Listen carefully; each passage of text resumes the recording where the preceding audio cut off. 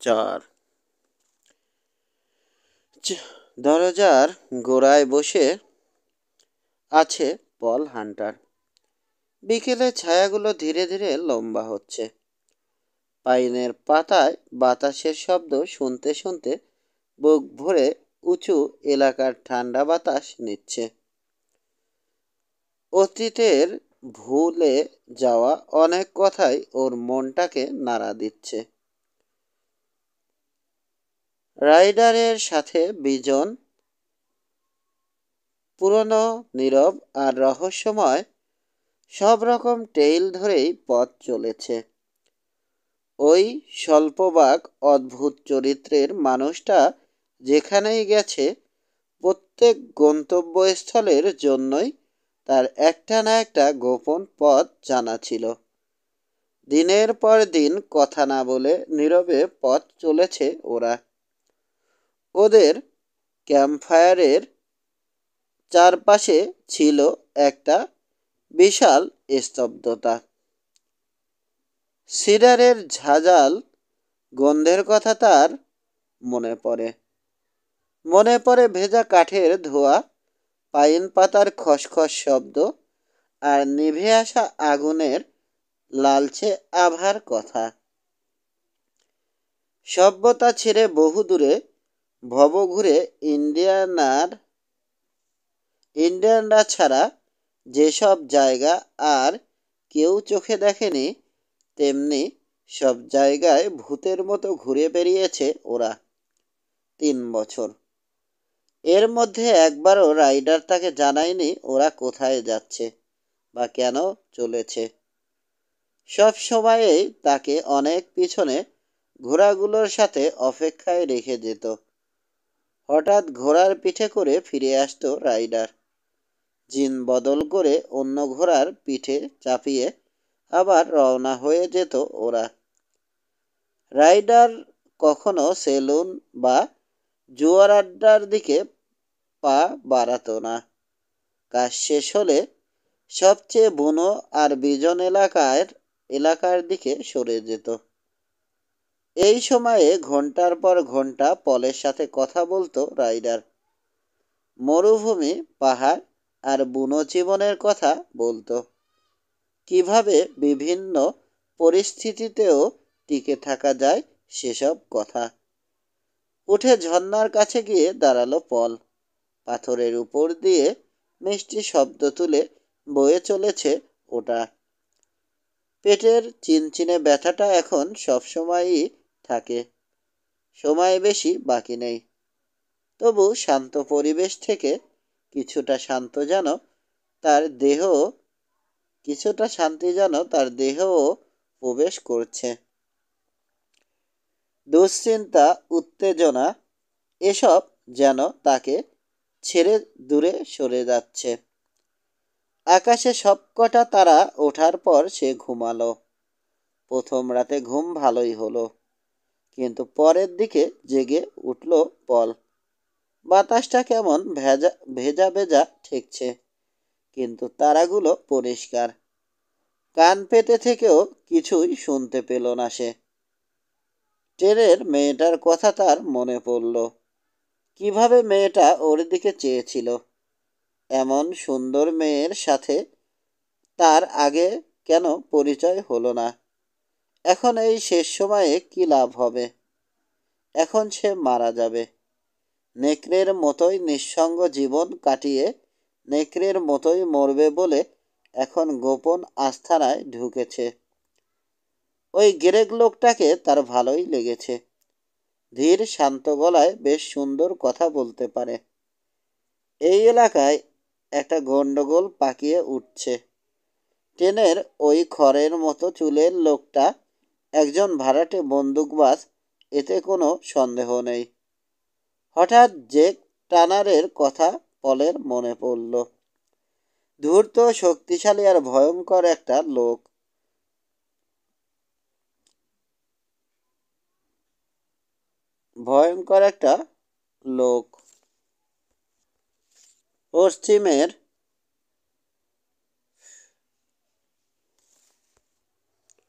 পশ্চিমের মানুষ সে নয়। থাকার জন্য পশ্চিমে আসেনি, মতলবে এসেছে। টানার সুযোগ সন্ধানী লোক। যুদ্ধের সময়ে সে কনফেডারেট পক্ষকে তুলো আর রাইফেল সাপ্লাই দিয়েছে, তার বিপক্ষ দলকে সাপ্লাই করেছে খবর। দুদিক থেকেই লাভ করেছে। জ্যাক টানার যদি এখানে এসে থাকে তবে সে গরুর জন্যে আসেনি। গরুর ব্যবসায়ে লাভ আছে বটে, কিন্তু ওটা উপরি পাওনা। ওর নিশ্চয় অন্য কোনো মতলব আছে। যাক, এসব নিয়ে মাথা ঘামিয়ে কোনো তার লাভ নেই। পাইপের থেকে ছাই ঝেড়ে ফেলে কেবিনে ঢুকলো সে। ঘুম ভাঙলে দেখলো সূর্য অনেক উপরে উঠেছে। বহুদিন পর এই প্রথম ভালো ঘুম হয়েছে তার। পেটের ভিতর চিনচিনে ব্যথাটা রয়েছে। উঠে নাস্তা তৈরি করলো পল। প্রত্যেকটা কাজই ধীরে সুস্থে সময় নিয়ে করছে। খেতে বসে মনে মনে আজকের সারা দিনে কি করবে তার একটা প্ল্যান তৈরি করে ফেলল। প্রথমেই আরও ভিতরে ঢোকার পথটা খুঁজে বের করতে হবে। এত বছর পরে ওখানে কোনো ঘোড়া থাকবে কিনা সন্দেহ। তবে রাইডার তাকে বলেছিল ঘোড়াগুলো প্রত্যেকটাই ছিল উন্নত মানের। ডজনখানেক ঘোড়া চড়ার মতো ঘাসও নাকি ওখানে আছে। পানিরও অভাব নেই, কারণ এখানে যে ঝর্ণাটা আছে সেটা দ্বিতীয় দ্বীপটার ভিতর দিয়েও গিয়েছে। সাথে খাবার যা রয়েছে তাতে 3-4 দিনের বেশি চলবে না। তাকে আরও সাপ্লাই নিয়ে আসতে হবে। হর্স স্প্রিংসে গিয়ে তারই নিজের কাছে পাঠানো বই এর বাক্সটাও আনতে হবে। আরও 2 বাক্স বই আর মালপত্র সে অ্যালামিটোসে পাঠিয়েছে। একই জায়গায় বারবার গিয়ে মানুষের দৃষ্টি আকর্ষণ করতে চায় না বলেই এই ব্যবস্থা। ওগুলো বয়ে আনার জন্য মালবাহী খচ্চর দরকার হবে। তবে ওসবের জন্য তাড়াহুড়োর কিছু নেই। আপাতত খবরটাই বেশি দরকার। শেষ পর্যন্ত চলার মতো খবর তার নিয়ে আসতে হবে। ভিতরের এলাকায় রাইডার যেসব ঘোড়া ছেড়েছিল সেগুলো বেঁচে থাকলে ওদের বয়স এখন 16 বা 17 হয়েছে। তবে কিছু নতুন ঘোড়াও জন্ম নিয়ে থাকতে পারে। কেবিনের সাথে লাগানো রাইডারের তৈরি প্যাসেজটা দিয়ে এগোলো পল। সিমেন্ট ছাড়াই পাথরের উপর পাথর বসিয়ে দেয়াল দেয়া হয়েছে। আস্তবলের পিছন দিকে ঘোড়া খাওয়ানোর জন্য একটা কাঠের পাত্র বসানো রয়েছে। ওটা ধরে টান দিতেই অদৃশ্য কবজার উপর ঘুরে ওটা সরে গেল। সুড়ঙ্গ পথটা বেরিয়ে পড়ল ওর সামনে। ডান দিকে মাথা সমান উঁচু একটা তাক। ওখানে হাত দিয়ে কয়েকটা মোমবাতি পাওয়া গেল। একটা জ্বালিয়ে টানেলের ভিতর দিয়ে রওনা হয়ে গেল পল। টানেলটা 8 ফুট উঁচু আর চওড়ায় প্রায় 12 ফুট। গুনে গুনে 100 কদম যাওয়ার পর আলো দেখতে পেল। এগিয়ে পার্কের মতো একটা জায়গায় বেরিয়ে এলো পল। প্রায় 300 একর জমিতে চমৎকার সবুজ ঘাস। দূরে গোটা 10 কটনউড। কিছু উইল আর পাইন গাছও রয়েছে ওখানে। লাভার সুড়ঙ্গ পথের মুখে দাঁড়িয়ে এক এক করে গুনল 7টা ঘোড়া মাথা উঁচিয়ে ওর দিকেই চেয়ে আছে। 3 পা এগিয়ে তাকে আরো ভালো করে দেখার সুযোগ করে দিল পল। হালকা তামাটে রঙের একটা তাগড়াই স্টালিয়ন ঝটকা দিয়ে মাথা তুলে সশব্দে নাক ঝাড়ল। তারপর কয়েক পা এগিয়ে এসে খুর দিয়ে মাটি আঁচড়াতে শুরু করলো। খেপছ কেন বাছা? শান্ত স্বরে ঘোড়াটার সাথে কথা বলল পল। ফাইট করতে চাও? কিন্তু আমি তো বন্ধুত্ব করতেই এসেছি। অন্য ঘোড়াগুলোর দিকে চাইল পল। দুটো ঘোড়ার বয়স কম, 3-4 বছর হবে, আর এক জোড়ার বয়স আরও কিছু বেশি হবে। একটা ঘোড়া রয়েছে মেয়ার, ওর বয়স অনেক বেশি। ঘোড়ার সাথে সহজেই বন্ধুত্ব করতে পারে পল। রাইডার যেভাবে ডাকত সেই রকম টানা সুরে ওদের ডাকলো সে। বয়স্ক মেয়ারটা ঝট করে মুখ ফিরিয়ে চাইল। ওর কি মনে আছে এতদিন আগের কথা? কেউ কেউ বলে ঘোড়ারা বেশি দিন কিছু মনে রাখতে পারে না, আবার কেউ কেউ ঠিক এর উল্টোটাই দাবি করে। আবার ডেকে কয়েক পা এগিয়ে চিনির একটা টুকরো বাড়িয়ে ধরল। রাইডারও তাই করত। কয়েকটা ঘোড়া দূরে সরে গেল। তামাটে রঙের স্টালিয়নটা মাথা উঁচু করে স্থির দাঁড়িয়ে গার্ড দিচ্ছে। নাকটা বারবার ফুলে ফুলে উঠছে। মেয়ারটা অনিশ্চিতভাবে 2 পা এগোলো। গলা বাড়িয়ে বাতাসে গন্ধ নেয়ার চেষ্টা করছে। স্থির হয়ে দাঁড়িয়ে আছে পল। পিঠের উপর রোদটা বেশ আরাম দিচ্ছে। আবার ডেকে 1 পা আগে বাড়ল। স্টালিয়নটা ওর উপর নজর রেখে কয়েক পা ডাইনে সরে গেল। তারপর ঘুরে আবার আগের জায়গায় ফিরে এলো। মেয়ারটা জায়গাতেই দাঁড়িয়ে রইল। একটু যেন নার্ভাস বোধ করছে। ওকে ভয় পাওয়াতে চায় না পল। কিছুক্ষণ অপেক্ষা করে মেয়ারটার দিকে এগোলো। ঘোড়াটা ভয় পেয়ে পিছিয়ে যাবার আগের মুহূর্তে চিনির দলাটা ওর দিকে ছুঁড়ে দিল। মাথাটা একপাশে সরিয়ে নিয়ে কয়েক পা পিছিয়ে গেল মেয়ার।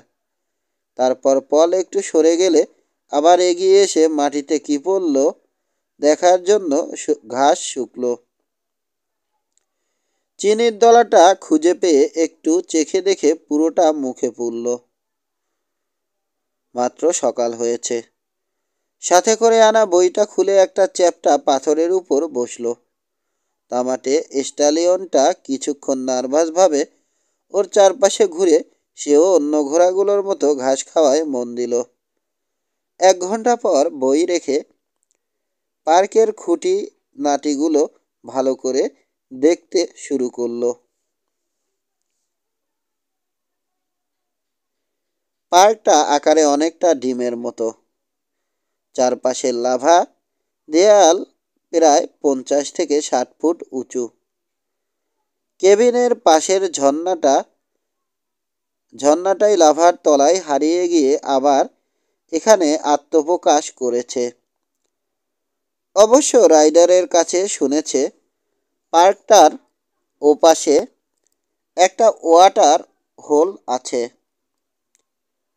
গত দিনের হাঁটার ফলে ওর পায়ের পেশি এখনও আড়ষ্ট হয়ে রয়েছে। লাভার দেয়ালে 2-1টা জায়গা রয়েছে যেখান দিয়ে একটা মানুষের পক্ষে উপরে ওঠা সম্ভব, কিন্তু ঘোড়া উঠতে পারবে এমন কোনো জায়গা নেই। ওই মেয়ারটা ছাড়া বাকি ঘোড়াগুলো যে এর আগে কখনো মানুষ দেখেনি এ বিষয়ে পল নিশ্চিত। লাঞ্চের পর আবার ফিরে এসে সারাটা দুপুর ট্যানেলের মুখের কাছেই ঘুরে ফিরে আর বই পড়ে কাটালো। সন্ধ্যার দিকে কেবিনে ফিরে বিফ স্যুপ আর সাফার খেতে বসলো। আর কয়েকটা দিন ডিভাইড সেলুনের মেহগনি কাঠের বারে হেলান দিয়ে দাঁড়িয়ে আছে গ্রেগ। মাত্র সন্ধ্যা হয়েছে, কয়েক মিনিট আগেই পৌঁছেছে সে। আশেপাশে অনেক নতুন মুখ দেখা যাচ্ছে। ওরা বেশিরভাগই জেক টানারের লোক। বারটেন্ডার ফিল গ্রেগের কাছে এসে ফোলা ফোলা হাত দুটো বারের উপর রেখে দাঁড়ালো। ওরা দুজনার বন্ধু। অ্যালামিটোসে আসার আগে কেউ কাউকে চিনত না, কিন্তু ওদের দুজনেরই অতীত প্রায় একই রকম। আমরা যাদের চিনতাম এরা তাদের মতো নয়, মন্তব্য করল ফিল। ওর চোখ টানারের লোকগুলোর উপর। বেয়ারা লোকজন, ম্যাকিনি বা কোর্ট রাইটের মতো নয়। দাঁতের ফাঁকে ধরা চুরুটটা নামালো ফিল। লম্বা চুলো জিমকে চেনো তুমি? সম্মতিসূচক একটা শব্দ করল গ্রেগ। লেক ভ্যালি হয়ে যাবার সময়ে ওকে দেখেছি। চালু হাত। ইলিনয়েস থেকে বেশ কয়েকজন ভালো লোক বেরিয়েছে। কোর্ট রাইটার বিল হিক, ডজনখানেক নাম বলতে পারি। হিকের সাথে আর্মিতে ছিল এমন একজনকে আমি চিনি। লোকটা ভালো। নিজের কীর্তির গল্প অন্যের মুখে শুনে হাসত। সে একাই ম্যাক ক্যান্ডলেস দলের ৮-৯ জনকে শেষ করেছে। পূবের ওরা ভাবে আমরা পশ্চিমের লোক সবাই বুনো, মারপিট ছাড়া কিছু বুঝি না। এক ঢোক রাই হুইস্কি গিলল গ্রেগ। বব এসেছে শহরে, বলল সে। তার মানেই কেউ একজন মারা পড়বে। নিভে যাওয়া সিগারটা ফিল আবার ধরিয়ে নিল। কিন্তু তুমি ভুল করছো। আজ ভোরবেলায় সে শহর ছেড়েছে। কথাটা গ্রেগ একটু বুঝে দেখল। হয়তো দুটোর মাঝে আসলে কোনো যোগাযোগ নেই, কিন্তু সেড্রিকও আজ সকালেই বেরিয়েছে। দক্ষিণে হর্স স্প্রিংসের দিকে গিয়েছে ওদের ফোরম্যান। ব্যাপারটা কারো জানার কথা নয়, তবু যতই ভাবছে দুশ্চিন্তা হচ্ছে ওর। সেড্রিক সতর্ক লোক, কিন্তু ববের তুলনায় কিছুই না। ওদের জাতি আলাদা, বলল গ্রেগ। ওত পেতে বসে থেকে কাউকে তার অজান্তে হত্যা করার কথা ভাবতেই গা কেমন করে। চিঠির পাতা উল্টে অনেক বছর পিছনে চলে গেল ফিল। হ্যাঁ, বলল সে, ওরা সত্যিই আলাদা। অনেক আগে আমি নিজে একজনকে চিনতাম, কিন্তু তার কাছে জীবনটা ছিল যুদ্ধ, আর সে সৈনিক। তবে আমার মনে হয় পরের দিকে তার মত পাল্টেছিল সে। তারপরে কি হলো তার? চুরুটের ছাই ঝাড়ল ফিল। হঠাৎ করেই লোকটা হারিয়ে গেল। আমি জানলামই না তার কি হলো। বন্ধু? লোকজন মাঝে মাঝে আমার কাছে খবর রেখে যেত, জানোই তো। বারটেন্ডারের কাছে অমন অনেক খবরই থাকে। একটু থেমে সে আবার বলল, না, আমি বলবো না সে আমার বন্ধু। আমার মনে হয় না তার কোনো বন্ধু ছিল। থাকলে সে ছিল ওই ছেলেটা। নিজের অজান্তেই শিউরে উঠল গ্রেগ। কেউ যেন ওর কবর মারিয়ে দিয়েছে। ছেলেটা আবিলিনে এসেছিল ওর খোঁজে, বলে চলল ফিল। কয়েক মাস পরে রাইডার এসে হাজির হলো। ওদের দুজনকে একসাথে হতে দেখিনি আমি, তবে রাইডার চলে যাওয়ার সাথে সাথে ছেলেটাও আস্তাবল থেকে অদৃশ্য হলো। ছেলেটা ওখানেই কাজ নিয়েছিল। তামাকার কাগজ বের করে একটা সিগারেট তৈরি করা শুরু করলো গ্রেগ। কয়েক বছর হলো ফিলের সাথে ওর বন্ধুত্ব হয়েছে। পিস্তলবাজ, গরু, মদ আর বুমটাউনের ব্যাপারে অনেক কথাই ওরা বলেছে, কিন্তু কারো নামধাম দুজনের কেউই উল্লেখ করেনি। আশ্চর্য ব্যাপার, এতদিন পরে এই প্রথম এমন একটা ঘটনা বেরিয়ে পড়ল যার সাথে ওরা দুজনেই জড়িত। অমন মানুষের কোনো বন্ধু থাকে না, বলল গ্রেগ। বন্ধুকেও সবসময়ে বিশ্বাস করা যায় না বলে ওই পেশার লোকেরা বন্ধুত্ব এড়িয়ে চলে। প্রসঙ্গ পাল্টালো সে। ওই বব লোকটা কি দক্ষিণে গেছে? সাবধানে চুরুটটার দিকে চাইল ফিল। জানি না, ইচ্ছে করেই জানার চেষ্টা করিনি। বাকি হুইস্কিটুকু শেষ করল গ্রেগ। মদ খুব অল্পই খায় সে। সামান্য মদই অনেক সময় নিয়ে রসিয়ে রসিয়ে খায়। সিগারেটে শেষ একটা টান দিয়ে মেঝেতে কাঠের গুঁড়োর উপর ফেলে বুটের মাথা দিয়ে ঘষে নিভিয়ে ফেলল। স্যামকে তো তুমি চেনো, ডেরিক রাইলির লোক। অনেক মদ খেয়ে সে এক নতুন লোকের গল্প শোনালো। লোকটা নাকি ডেরিককে হুমকি দিয়ে পিছপা হতে বাধ্য করেছে। নতুন লোক? রোদে পোড়া বেশ শক্ত গড়নের মানুষ। ওর হাতে একটা দামি শটগান ছিল। বলেছে সে নাকি ঘুমের ব্যাঘাত পছন্দ করে না। ডেরিক ওকে রাঞ্চ ছেড়ে চলে যেতে বলায় সে উল্টো ওকে জাহান্নামে যেতে বলেছে। শব্দ করে হাসল গ্রেগ। তাই নাকি? ডেরিক তো খুব জেদি মানুষ। সহ্য করল? হ্যাঁ, মোকাবেলা করতে সাহস পায়নি সে। হ্যাটের কিনারাটা চোখের উপরে টেনে নামিয়ে ডিভাইড সেলুন থেকে বেরিয়ে এলো গ্রেগ। নতুন মানুষ। হ্যাঁ, এখন অনেক নতুন মুখই দেখা যাচ্ছে। নতুন লোকটার কথা ভাবতে ভাবতেই রেস্টুরেন্টে ঢুকলো গ্রেগ। ডেরিক রাইলির গতিবিধি সবারই জানা। সিবোলেটটা মেসার ওপাশে আহত লোকটাকে খুঁজতে গিয়েই তা হলে নতুন মানুষটার দেখা পেয়েছে ডেরিক। অর্থাৎ লাভা স্তরের কাছে যার সাথে তার কথা হয়েছে সেই ওই নতুন লোক। লোকটা তাহলে দক্ষিণ দিকে হেঁটেই ওখানে পৌঁছেছে। ওদিকে ক্রোমওয়েল রান্সের গরু চড়ে। যদি একজনের বেশি পিস্তলবাজ আমদানি করা হয়ে থাকে, লোকটা যদি ভাড়াটে খুনিই হয়, তবে কাকে মারার জন্য ওকে আনা হয়েছে? টিনা ক্রোমওয়েল? মনে হয় না। নারী হত্যায় সহজে কেউ রাজি হবে না। সেড্রিক? সেটা সম্ভব। চিন্তিত হয়ে পড়ছে সে। নতুন লোকটা কোথা থেকে এসেছে জানতে পারলে ভালো হতো। লোকটাকে যদি এক নজর দেখতে পেত। স্যাম ওকে দেখেছে।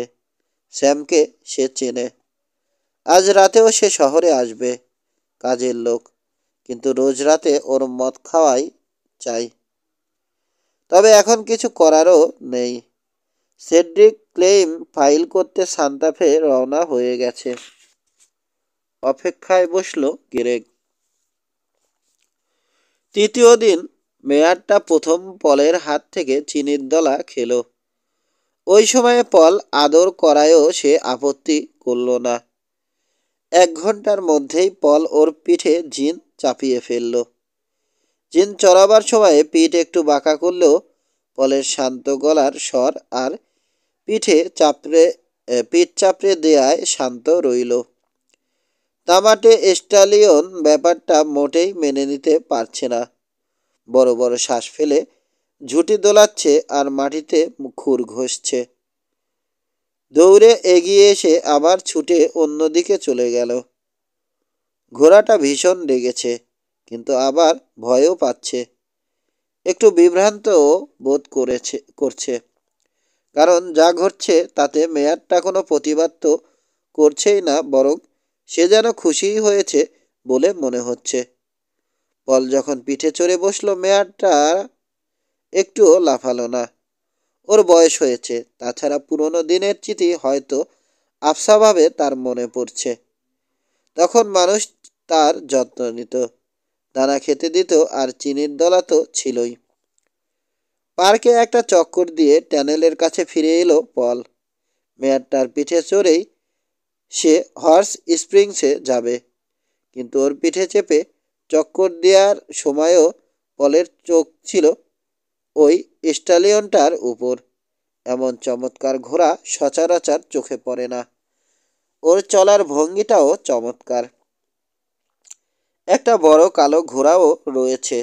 ধূসর রঙের ঘোড়াটাও প্রায় ওই স্টালিয়নটার সমান, হয়তো বয়সে 2-1 বছরের ছোট হবে। হর্স স্প্রিংসের স্টেশন একটা নিচু দালান। সামনে খুঁটি গেড়ে বাড়তি ছাদের ব্যবস্থা করা হয়েছে। বৃষ্টি আর বাতাসে দালানের রং উঠে গিয়ে ধূসর দেখাচ্ছে। আশেপাশে গোটা 6 দালান উঠেছিল, কিন্তু তার মধ্যে দুটো এখন খালি পড়ে রয়েছে। স্টেশন দালানের ভিতরেই saloon, post office, general store, এগুলো সবই চালায় Sulphur Tom Wheeler. Sulphur Tom তার নামের প্রথম অংশ পেয়েছে ছেলেবেলার গল্প করে। ওর ছেলেবেলা কেটেছে সালফার স্প্রিংসের ধারে। ওদিককার বিখ্যাত গান ফাইটার কালেন বেকার, ববলি আর পাস জিলার বিবাদের গল্প সব ওর মুখস্থ। লোকটা লম্বা, সরু কুঁজো কাঁধের উপর দিয়ে সাসপেন্ডার নেমে বুকের কাছে লাল ফ্যানেলের শার্টের উপর ক্রস চিহ্ন এঁকেছে। শেভ খুব কমই করে। ওর গোপে তামাকের ধোঁয়ায় কিছুটা লালচে দাগ পড়েছে। গানফাইটের গল্প বলতে ভালোবাসলেও অদ্ভুত কৌশলে সে সবসময় মারপিট এড়িয়ে যায়। সুবিধামতো জায়গায় হাতের কাছে রাখা শটগানটা তার এই নিরপেক্ষতা বজায় রাখতে সাহায্য করে ঠিক, তবে ওকে ওটা ব্যবহার করতে কেউ কখনো দেখেনি। এমনকি যখন ইন্ডিয়ান অ্যাপাচি আক্রমণ হয়েছে, তখনও সে ওদের তামাক আর চিনি ঘুষ দিয়ে নিজের নিরপেক্ষতা বজায় রেখেছে। আশেপাশে সর্বক্ষণ 3-4 জন লোককে আড্ডা মারতে দেখা যায়। একটার পর একটা সিগারেট ফোকার মাঝে ওদের বড়াই চলে কে কয়টা বুনোঘোড়া পোষ মানিয়েছে, কয়টা গরুতে মার্কা লাগিয়েছে বা কয়টা ভাল্লুক মেরেছে। পল হান্টার যখন ঘোড়া নিয়ে হাজির হলো, তখন দরজার বাইরে ওদের মাত্র 2 জন দাঁড়িয়েছিল। পশ্চিম দিক থেকে এলো পল। বুড়ো মেয়ারটা হেঁটে এগোচ্ছে। শক্ত চেহারার লোকটা ঘোড়া থেকে নামার সাথে সাথে ওদের চোখ পলের থেকে ঘোড়ার মার্কার উপর গিয়ে পড়ল। ব্যান্ডটা একটা মোটামুটি পরিষ্কার পিস্তলের ছাপ। ঘোড়া থেকে নেমে দরজার কাছে দাঁড়ানো লোক দুটোর দিকে দ্বিতীয়বার না চেয়েই সোজা ভিতরে ঢুকলো পল। সালফার টম ও দরজার কাছে দাঁড়িয়েছিল, কিন্তু সে তাড়াতাড়ি বারের পিছনে গিয়ে দাঁড়ালো। ঠিক আর একটা বড় বাক্স আমার নামে আসার কথা, বলল সে। কি নাম? চোখ ছোট করে চাইল সালফার টম। পল রাইডার। শান্ত কণ্ঠে জবাব দিল হান্টার। মাথা নিচু করে একটা গ্লাস ধোয়ার কাজ শেষ করে আবার মাথা তুলল টম। নতুন লোকটার দিকে একবার চেয়েই অপরাধীর মতো চোখ ফিরিয়ে নিল। তোমাকে আশা করছিলাম বলে গরাদ লাগানো জানালাটার পিছনে গিয়ে দাঁড়ালো টম। ওটাই পোস্ট অফিস হিসাবে ব্যবহৃত হয়। একটা খোলা বাক্স থেকে কয়েকটা চিঠি বের করল সে। পল রাইডার বলে নিজের পরিচয় দিয়ে আর চোখে চিঠিগুলো একবার দেখে কোটের ভিতরের পকেটে ভরল সে। আশেপাশে চেয়ে কয়েকটা স্যাডল ব্যাগের দিকে দেখিয়ে বলল, ওগুলো আমি নেব। আর কিছু চটের ব্যাগও আমার দরকার আছে। মনে হয় আছে। হুক থেকে স্যাডল ব্যাগগুলো খুলে নামালো সালফার টম। কাউন্টারের নিচে থেকে কয়েকটা চটের বস্তা বের করে বাইরে মেয়ারটার দিকে চেয়ে মন্তব্য করল, অসাধারণ ব্যান্ড। ঠান্ডা চোখে ওকে মেপে দেখল রাইডার। তাই কি? মনে মনে সতর্ক হলো টম, যা বলতে চেয়েছিল তা আর বলা হলো না। গলাটা শুকনো ঠেকছে, অস্বস্তি বোধ হচ্ছে। নতুন লোকটার মুখের এমন একটা ভাব রয়েছে যা তার পছন্দ হচ্ছে না, মোটেও ভালো ঠেকছে না। সালভার টম মাটিতে রাখা বাক্স দেখিয়ে বলল, ওই যে তোমার বাক্স, কিন্তু ওটা ঘোড়ার পিঠে কিভাবে তুলবে? ঝুঁকে অনায়াসে বাক্সটা তুলে কোমরের হাড়ের উপর বসিয়ে বাইরে বেরিয়ে এলো পল। তারপর ঘোড়াটাকে হাঁটিয়ে রাস্তা পার হয়ে আড়ালে খোয়ারের কোনায় গিয়ে বাক্স ভেঙে ভিতরের জিনিসপত্র সব স্যাডল ব্যাগ আর থালায় ভরল। ওগুলো ঘোড়ার পিঠে চাপিয়ে আবার স্টেশনের সামনে ফিরে এলো। একটা লিস্ট কাউন্টারের উপর রেখে সালফার টমের দিকে ঠেলে দিয়ে সে বলল, ওগুলো আমার চাই। তারপর আবার দরজার দিকে এগোলো। বাইরে দেয়ালে হেলান দিয়ে অলসভাবে লোক দুটো কথা বলছে। লোকে বলা বলি করছে ওই লোকটাই বব। ওহ, আমি স্বপ্নেও ভাবিনি ওর মতো বিখ্যাত লোককে এই শহরে দেখব। লোকটা ওয়াইল্ড বিল বা কেলে অ্যালিসনের মতোই বিখ্যাত। কেউ কেউ বলে ওরা সবাই মিলে যত মেরেছে ও একাই তার চেয়ে বেশি লোক মেরেছে। পিছন থেকে গুলি করে মেরেছে, অন্যজন ফোরন কাটল। বুঝলাম, অ্যাম্বুশ করে মেরেছে, কিন্তু মেরেছে তো। একটু থেমে সে আবার বলল, এখানে কাকে মারতে এলো সেটাই ভাবছি। আবার কাউন্টারের কাছে ফিরে গেল পল। এক টিন পিচ দাও। পিচের টিন খুলে ছুরিতে গেঁথে ফল খাওয়া শুরু করলো পল রাইডার। চিঠি আর বাক্সটা পল রাইডারের নামে পৌঁছতে দেখে ভিতরে ভিতরে অত্যন্ত উত্তেজিত হয়ে উঠেছিল সালফার টম।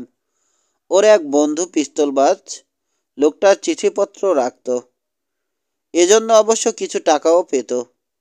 টম ভেবেছিল সেও হয়তো অমন একটা কাজ বাগাতে পারবে। টাকাটা ওর কাছে বড় নয়, মেলামেশাটাই আসল। বড় বড় নামের সাথে নিজের নাম জড়িত হওয়ার একটা আলাদা পুলক আছে। গোপন খবরাখবর তার কাছে থাকবে, এটাও কম আনন্দের কথা নয়। প্রথম দেখাতেই একটা হতাশা বোধ করছে সে। এই লোকটা বয়সে অনেক তরুণ, তাছাড়া রংটাও যেন ততটা রোদে পোড়া নয়। তারপর ভাবল, একটা মানুষের রোদের অভাব কোথায় ঘটতে পারে? জেল। এই লোকটা রাইডার হতে পারে না, এর বয়স অনেক কম। কিন্তু রাইডারের প্রথম নাম কী ছিল? শুধু রাইডার ছাড়া আর কোনো নাম শুনেছে বলে তার মনে পড়ছে না। বয়স কত ছিল তার? ভেবে দেখল সে নিজেও সঠিক জানে না। রাইডারকে কখনো দেখেনি, কিন্তু গল্প শুনে মনে হয়েছে যেন লোকটার বয়স ছিল 30 থেকে 40-এর মধ্যে। কিন্তু সেও অনেক দিন আগের কথা। আর চোখে চুপি চুপি আর একবার পিস খাওয়া রত লোকটাকে দেখল টম। হতে পারে, অসম্ভব কিছুই না। লোকটাকে শুনিয়েই সে জোরে জোরে বলল, পেশাদার লোক ইচ্ছা করলে এখানে অনেক টাকা কামাতে পারে। এই এলাকায় গোলমাল চলছে। কোনো জবাব এলো না দেখে সালফার টম আবার বলল, পিস্তল ব্যান্ডের একজন লোককে আমি চিনতাম, কিন্তু সে অনেক দিন আগের কথা। পুরনো কথা ভুলে যাওয়াই ভালো। কাউন্টারের টুল থেকে নিচে নামলো রাইডার। হাত ধোয়ার জন্য বাইরে পানির টবের কাছে এগিয়ে গেল। জিন্সে হাত মুছে চোখ তুলে বাইরে রাস্তার দিকে চাইল। আরোহী আসছে, মোট 4 জন। আবার স্টেশনের ভিতর ঢুকলো রাইডার। এখানে বাইরের লোকের সাথে দেখা হয়ে যাচ্ছে বলে বিরক্ত বোধ করছে। যত কম লোক তাকে দেখবে ততই মঙ্গল। স্টোরের ভিতরটা ঘুরে দেখল। নিউ ইয়র্ক অনেক দূরে মনে হচ্ছে। পল হান্টার এখন ওর কাছে একজন সম্পূর্ণ অপরিচিত মানুষ। এখন থেকে সে পল রাইডার। অপরিষ্কার আয়নায় রাইডার নিজের চেহারাটা দেখল। মৃত্যুর কোনো ছায়া ওই চেহারায় দেখতে পেল না। অথচ সে জানে মৃত্যু ওকে গ্রাস করার জন্য এগিয়ে আসছে। সব সময়ে যে লোক এত শক্ত আর কঠিন ছিল, সেই লোকটা এত সহজে মরে যাবে বিশ্বাসই হতে চায় না, কিন্তু সেটাই ঘটছে। ভিতরের ওই রোগটা ওকে ধীরে ধীরে শেষ করছে বটে, তবু তার দৈহিক ক্ষমতা কখনো মানসিক ক্ষমতার চেয়ে কম ছিল না। আজ পর্যন্ত কোনোদিন অসুস্থ হয়েছে বলে তার মনে পড়ে না। নিউ ইয়র্কে পৌঁছানোর পর থেকেই প্রত্যেক দিন সে জিমনেশিয়ামে বক্সিং আর কুস্তি করেছে। দ্বিতীয় বছর ব্যবসায়ী হিসাবে কিছুটা উন্নতি করার আগে কয়েকবার পেশাদার বক্সার হিসাবে সে লড়েছে। তাতে বেশ কিছু টাকাও রোজগার হয়েছে, যেটা পরে তার ব্যবসায়ে কাজে লেগেছে। জ্যাক রুক নামের একজন ইংরেজের সাথে নিউ জার্সির বুলস ফেরিতে লড়ে খালি হাতে 6 মিনিটের মাথায় তাকে নকআউট করেছে। বাউট শেষ হবার আগে ওকে পল 5 বার মাটিতে ফেলেছিল। 1 মাস পরে হেন উইঙ্কলের সাথে 95 রাউন্ড লড়েছিল, কিন্তু শেষ পর্যন্ত দর্শকরা দড়ি ছিঁড়ে ওদের প্রিয় বক্সারকে নকআউট থেকে বাঁচায়। লড়াই পুরো 2 ঘন্টা চলেছিল। 2 মাস পরে $1000 বাজি রেখে বাই রাইলিকে হারিয়েছিল। 1 ঘন্টা চলেছিল লড়াই। পরের বছর বারবার লড়েছিল সে। শেষ বাউটটা হয়েছিল ফক্সের আমেরিকান থিয়েটার, ফিলাডেলফিয়ায়। ওখানে জন ডায়ারকে 19 মিনিটের মাথায় হারায়। এরপর আর লড়বার সুযোগ পায়নি। তার ব্যবসা দ্রুত এগোচ্ছিল বলে সে আর সময় পায়নি। তবে জিমনেশিয়ামে গিয়ে অভ্যাসটা বজায় রেখেছিল। দরজা খুলে 4 জন লোক ভিতরে ঢুকলো। ওদের দিকে এক নজর চেয়েই রাইডার ঝামেলার পূর্বাভাস দেখতে পেল।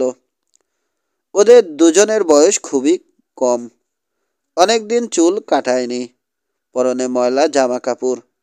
আর দুজনের একজন মেক্সিকান, অন্যজন শক্ত চেহারার লোক। পরনের সাধারণ পোশাক বেশ পরিচ্ছন্ন। এই তরুণ একজন চিৎকার করল, জলদি আমাদের মাল দাও, আমার হাতের কাজটা শেষ করে দিচ্ছি। ভদ্রভাবেই জবাব দিল সালফার টম। ছেলেটা ক্ষেপে বারের কাছে এগিয়ে গেল। শোনো দামড়া বুড়ো, আমি বলেছি আমার ড্রিঙ্ক চাই, এবং তা এই মুহূর্তেই চাই।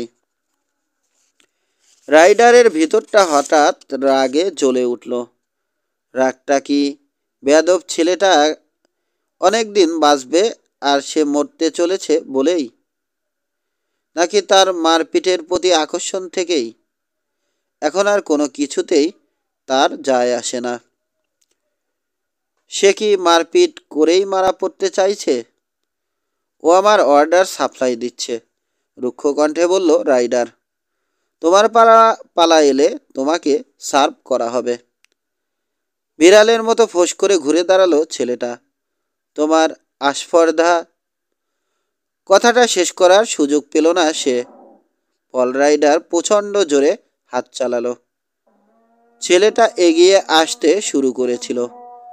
ঘুষিটা সোজা ওর চোয়ালে গিয়ে লাগলো। মুখ থুবড়ে মেঝেতে পড়ল তরুণ যুবক। মনে হলো যেন একটা ভারী কাঠের হাতুড়ি দিয়ে ওকে কেউ আঘাত করেছে। বাকি 3 জনের দিকে চাইল পল রাইডার। ছেলেটা ঝামেলা বাঁধাবার জন্য মানুষ খুঁজছিল, খুঁজে পেয়েছে। তোমরাও যদি চাও এগিয়ে এসো। দ্বিতীয় তরুণ কিছু বলার জন্য মুখ খুলেছিল, কিন্তু অপেক্ষাকৃত বয়স্ক পরিচ্ছন্ন জামা পরা লোকটা বাধা দিল। ভালো, বলল সে, তোমার ঘুষিতে বেশ জোর, কিন্তু পিস্তলে তোমার কেমন হাত? ওর দিকে চেয়ে ঠান্ডা গলায় রাইডার বলল, দেখতেই পাচ্ছ আমার কোমরে পিস্তল ঝুলছে। আমার হাত কেমন জানতে হলে দাম দিয়ে জানতে হবে। মেঝের উপর লোকটার থেকে এখনো কোনো সাড়া শব্দ পাওয়া যাচ্ছে না। প্রশ্নকর্তা তার প্রশ্নের জবাব পেয়ে গেছে। মেঝের দিকে চাইল সে। ও কি মরে গেছে? মনে হয় না। ঘাড় ফিরিয়ে সালফার টমের দিকে চেয়ে রাইডার বলল, ওদের ড্রিঙ্ক দিয়ে দাও, আমি পয়সা দেব। মেক্সিকান লোকটা এগিয়ে বুট দিয়ে ঠেলে মেঝেতে শোয়া সঙ্গীকে চিৎ করল। কয়েকবার চোখের পলক ফেলে উঠতে গিয়েও কোকিয়ে উঠে আবার গা ছেড়ে দিল লোকটা। ওর পিস্তল নিয়ে নাও, প্রস্তাব দিল সালফার টম। লেজে পাড়া খাওয়া সাপের মতোই তিরিক্ষি থাকবে ওর মেজাজ।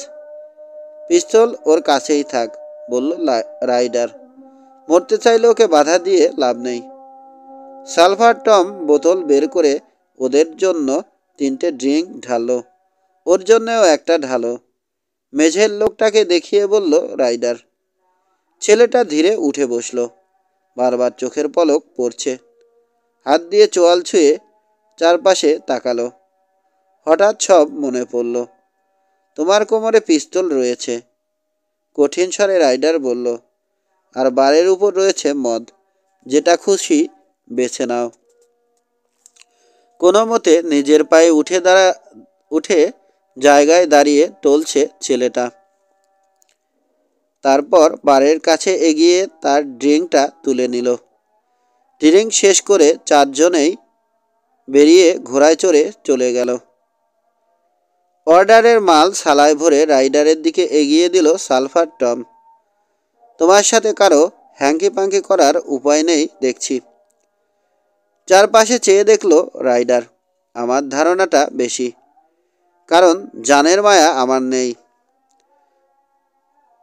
আমার ধারটা বেশি, কারণ জানের মায়া আমার নেই। বস্তাটা তুলে নিয়ে স্টেশন থেকে বেরিয়ে ঘোড়ার কাছে এলো রাইডার। ওই 4 জনের কোনো পাত্তা নেই। সালাটা ঘোড়ার পিঠে চাপিয়ে জিনের উপর উঠে বসল রাইডার। বুড়ো মেয়ারটার জন্য ওজন একটু বেশিই হয়েছে, কিন্তু বয়স হলেও ঘোড়াটার দেহে প্রচুর শক্তি আছে। তাছাড়া ওটাকে বেশিরভাগ পথই হাঁটিয়ে নিয়ে যাবে রাইডার। ওই 4 জন হয়তো শহর ছেড়ে সে কোন দিকে যায় দেখার অপেক্ষায় আছে। পশ্চিমে রওনা হলো সে। বাম দিকে বিশাল সেন্ট অগাস্টিন প্রান্তর। হঠাৎ মোড় ঘুরে পাটারসন ক্যানিয়নে ঢুকল। অল্প দূর গিয়েই একটা সরু ইন্ডিয়ান টেইল ধরে পাহাড় পেরিয়ে মাঙ্গাস ক্যানিয়নে পড়ল। কয়েকবার থেমে কান পেতে শুনেছে, কিন্তু কোনো বিপদ সংকেত কানে আসেনি। মাঙ্গাস ক্যানিয়নে নামার আগে উপর থেকে ছায়াঘেরা এলাকাটা ভালো করে পরীক্ষা করে তারপর নামল। ক্যানিয়নের একটা শাখার কাছে কিছু ঝোপঝাড় দেখা যাচ্ছে। কয়েক মিনিট দাঁড়িয়ে ওটাও ভালো করে দেখে নিয়েছে। টেইল ছেড়ে ডান দিকে একটা বড় পাথরের পিছনে একটা চমৎকার ক্যাম্প হতে পারে দেখে সে থামল। ওখানে আগুন জ্বালালে অল্প দূর থেকেও সেটা দেখা যাবে না।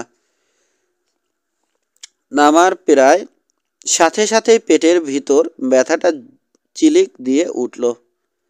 দুভাজ হয়ে হাঁটু গেড়ে মাটিতে বসে পড়ল রাইডার। মাথাটা ঝুলে রয়েছে। ঠোঁট কামড়ে ধরে গোঙানি ঠেকাবার চেষ্টা করছে। শেষ পর্যন্ত উঠে ঘোড়ার পিঠ থেকে বোঝা জিন নামিয়ে ঘাস খাওয়ার জন্য ভালো জায়গা দেখে বেঁধে রাখল। ছোট একটা আগুন জ্বেলে 1 টিন বিনস গরম করে টিনের থেকেই খেল। কিছুক্ষণ পর ব্যথা কিছুটা কমল।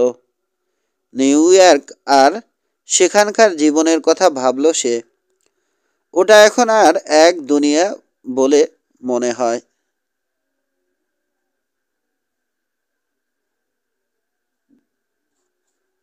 পলের কি হলো এ নিয়ে ওরা দুশ্চিন্তায় পড়বে। 2 সপ্তাহের কথা বলে বাসা থেকে বেরিয়েছিল, সময়টা পার হয়ে গেছে। ব্যাপারটা যখন বুঝতে পারবে ওদের তখনকার অবস্থা চিন্তা করে মনে মনে হাসল সে। শব্দের অর্থ বুঝতে 1 সেকেন্ড দেরি হলো। ক্যানিয়নের ভিতর ঘোড়ার খুরের আওয়াজ শোনা যাচ্ছে। রাইফেলটা তুলে নিয়ে আড়ালে চলে গেল রাইডার। হঠাৎ ঘোড়াটার টেইল ছেড়ে ক্যাম্পের দিকে এগোবার শব্দ শুনতে পেল পল। আগুনের ওপাশে এসে দাঁড়ালো ঘোড়া। আরোহী জিনের উপর মাথা নিচু করে উবু হয়ে বসে আছে। ওর হাত দুটো আলগাভাবে জিনের সাথে বাঁধা।